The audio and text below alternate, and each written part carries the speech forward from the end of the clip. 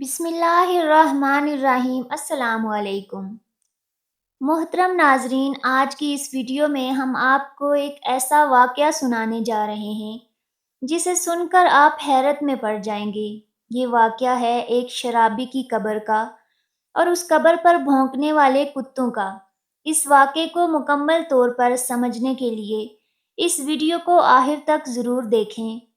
محترم ناظرین، ایک نوجوان گاؤں سے باہر ایک فیکٹری میں نوکری کرتا تھا، لہٰذا اسے اپنے گاؤں سے نکل کر فیکٹری جانے کے لیے کچھ سفر کرنا پڑتا تھا۔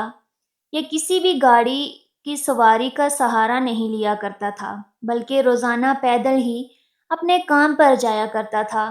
اس کا یہ کہنا تھا کہ یوں پیدل جانے سے میری ورزش بھی ہو جاتی ہے، کیونکہ گزر گاؤں کے کھیتوں اور ہریالی میں سے ہوتا تھا، تو یہ خود کو انتہائی تازہ دم محسوس کرتا تھا۔ گاؤں کے باہر کی جانب ایک قبرستان موجود تھا، چنانچہ باہر سے گزرتے ہوئے اہل قبر کو سلام بھی کر دیا کرتا تھا اور ان کے حق میں دعا بھی کیا کرتا۔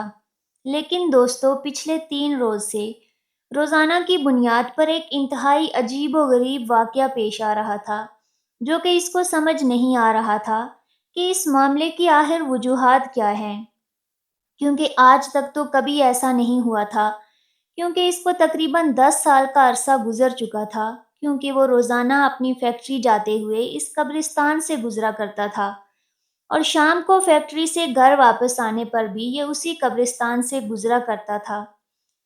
دوستو، کچھ یوں ہو رہا تھا کہ پچھلے 3 روز سے جب بھی وہ قبرستان کے پاس سے گزرتا تو اس کو قبرستان کے اندر سے کتوں کے بھونکنے کی آوازیں آنے لگتی تھی۔ چنانچہ وہ پریشان تو تھا کہ قبرستان کے اندر آوارہ کتے تو ہوتے ہیں، لیکن وہ اتنے زور سے بھونکتے نہیں ہیں اور نہ ہی وہ اتنا شور مچایا کرتے ہیں، کیونکہ قبرستان کو تو ویسے بھی شہر ہمشہ کہا جاتا ہے، تو پھر قبرستان کے اندر یہ کتے اتنے کیوں زیادہ بھونک رہے ہیں؟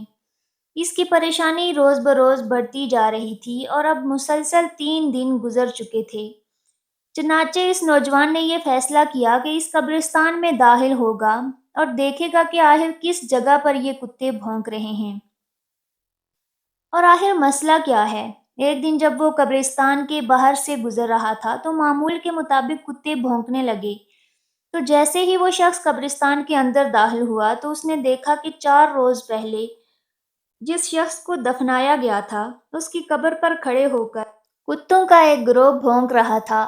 وہ بڑا پریشان ہوا اور وہ یہ جاننا چاہتا تھا کہ 4 روز پہلے ہی تو اس شخص کو یہاں دفن کیا گیا تھا، تو ایسا کیا معاملہ پیش آ گیا کہ کتے اس کی قبر پر کھڑے ہو کر بھونک رہے ہیں۔ اس نے یہ فیصلہ کیا کہ آج شام گاؤں جا کر بزرگوں کی صحبت میں اس حوالے سے بات کرے گا اور ان بزرگوں سے بات کرے گا کہ آج سے 4 روز پہلے جو شخص اس دنیا سے چلا گیا تھا اس کی قبر پر گزشتہ 3 روز سے کتے بھونک رہے ہیں۔ چنانچہ دوستو، وہ شخص اپنے کام سے فارغ ہو کر جب گھر آتا ہے تو آ کر تمام ماجرا اپنے گاؤں والوں کے سامنے بیان کر دیتا ہے۔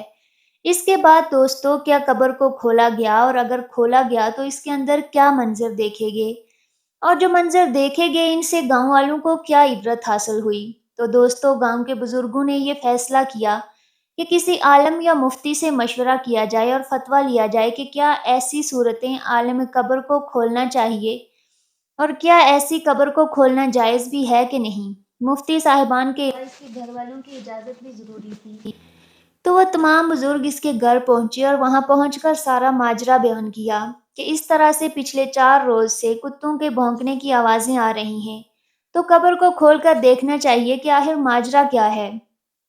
تو اس شخص کے بھائی نے کہا کہ اگر آپ کھول کر دیکھنا چاہتے ہو تو دیکھ سکتے ہیں، ہماری طرف سے آپ کو اجازت ہے، البتہ ہم آپ کے ساتھ نہیں جائیں گے، آپ اکیلے جا کر اس کو قبر کھول سکتے ہیں اور دیکھ سکتے ہیں کہ اندر کیا معاملہ پیش آ رہا ہے۔ بظاہر یہ لوگوں کے لیے بڑی حیرانگی کی بات تھی کہ ایک بھائی اپنے سگے بھائی کی قبر کشائی کے موقع پر وہاں موجود نہ ہونے کے حوالے سے کہہ رہا تھا۔ لوگوں نے اس بات پر زیادہ توجہ دینے کے بجائے یہ سوچا کہ پہلے قبر کھول کر دیکھا جائے کہ ہو سکتا ہے کہ وہ وجوہات سامنے آ جائیں، اور یہ بھی ہو سکتا ہے کہ دونوں بھائیوں کی آپس میں انبن ہوئی ہو جس کے بعد اس نے ایسا بیان کیا ہو اور ایسی بات کی ہے۔ چنانچہ دوستو، اس کے گھر والے تو قبرستان نہ گئے लेकिन अब गाँव में से एक पर्दा हुजूर कब्रिस्तान में मौजूद था और खुदाई का सामना भी वहाँ आ चुका था। लेकिन ये फैसला किया गया कि अब कब्र कुशाई की जाए, इस कब्र के खोलने का काम शुरू किया गया।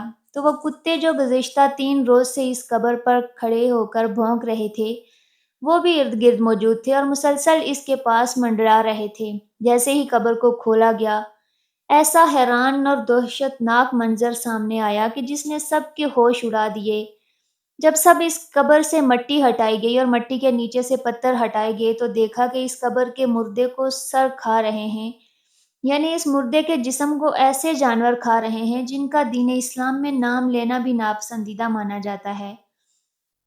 तो ये मंजर देखकर वहां पर मौजूद तमाम लोगों की छींकें निकल गई और लोग फौरन अपने घर को भागे। चुनाचे लोगों ने इसी बात में तवज्जो दी कि इसकी कब्रों को जितनी जल्दी हो सके बंद कर दिया जाए। लेकिन सवाल ये था कि इस शख्स ने ऐसा क्या गुनाह किया था कि इसको ऐसे कब्र में सज़ा दी जा रही है। अब दोबारा अहले इलाका और अहले गाँव इकट्ठे हुए और उस शख्स के घर फिर दोबारा गए, दस्तक दी और सवाल किया कि तुम्हारे भाई ने आखिर ऐसा क्या किया था कि जिसके बायस उस पर इतना सख्त अज़ाब नाज़िल हुआ है। उसके मरने के बाद सिर्फ 3 दिन के अंदर ही उसे सब खा रहे हैं और उसकी कब्रों पर कुत्ते कदर ढेर होकर भौंक रहे हैं। तो वो शख्स कहने लगा कि मैं जानता था कि आपकी आंखों के आगे ऐसा ही कोई मंजर आएगा, इसलिए मैंने आपके साथ जाने से इनकार कर दिया था, क्योंकि मैं उसकी वजह जानता हूँ। लोगों ने सवाल किया कि बताओ आखिर इसकी वजह क्या है। तो उसने कहा कि मेरा भाई कोई शरीफ आदमी नहीं था, वो दरअसल एक शराबी आदमी था, जो कि सारा सारा दिन शराब के नशे में धुत रहता था। नशा एक घर की परवाह थी और ना घर वालों की परवाह थी। उसकी ज़िंदगी का मकसद सिर्फ़ और सिर्फ़ अय्याशी करना था और वो शराब पीकर अपने रिश्तों के तख़ल्लुस को पामाल करता था। यहाँ तक कि वो अपनी माँ को गालियाँ देता था और मेरे बाप को मारता था। जब कभी इसके पास शराब खरीदने के पैसे न मिलते तो वो अपनी बहन को बेचने के लिए बाज़ार तक जाया करता था।